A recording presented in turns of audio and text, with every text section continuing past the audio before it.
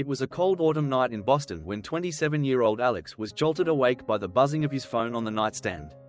Groggy and disoriented, he reached for it, only to hear his mother's panicked voice on the other end. "It's your father," she said, her words trembling. "He can't breathe properly. Please come quickly." Alex sprang out of bed, grabbing his jacket as he bolted out the door. His father, Mr. Johnson, had always been a hard, unyielding man, demanding, distant, and quick to criticize. Even as Alex raced through the quiet, empty streets, his father's harsh words echoed in his mind. "You'll never amount to anything. You're too soft, Alex." When Alex arrived, he found his father slouched on the couch, his face pale and drenched in sweat. His breathing was shallow, each gasp a struggle. Without waiting for an ambulance, Alex hoisted his father onto his back and carried him to the car. "I can drive you faster," Alex said firmly, ignoring his father's weak protests. As he sped toward the hospital, Mr. Johnson's hoarse voice cut through the tense silence. "Slow down, Alex. You can't even drive right.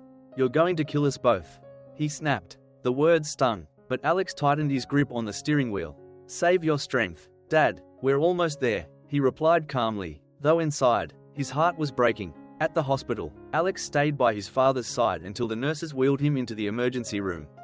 Exhausted, Alex collapsed into a chair in the waiting area. Memories of his father's judgment flooded his mind. As a child, Alex had struggled in school, often dismissed by teachers as a failure. At home, his father's relentless criticism reinforced his doubts. Even as an adult, after marrying Lisa and building a life of his own, the whispers persisted. Poor Lisa, married to a guy like him. The only person who had ever truly believed in Alex was his late grandmother. She had often told him, "Kindness and perseverance are your strengths. Alex, don't let anyone make you feel otherwise." Those words had kept him going, even when the world seemed determined to break him. In the small hospital chapel, Alex knelt and whispered a desperate prayer.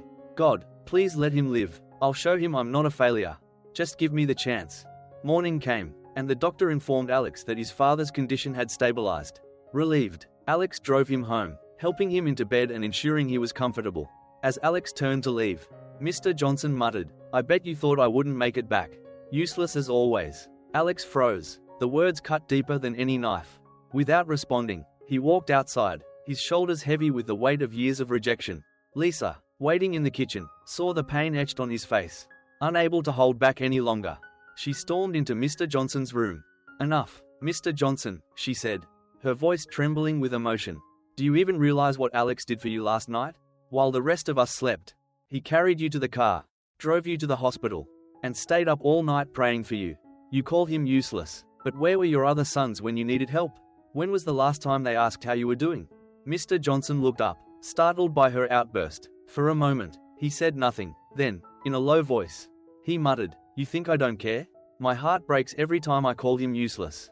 But I'm afraid that if I praise him, he'll stop trying. I don't want him to fail in life. I want him to be strong."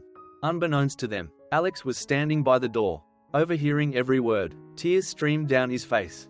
The father who had seemed so cold and unyielding was carrying a burden of love he didn't know how to express.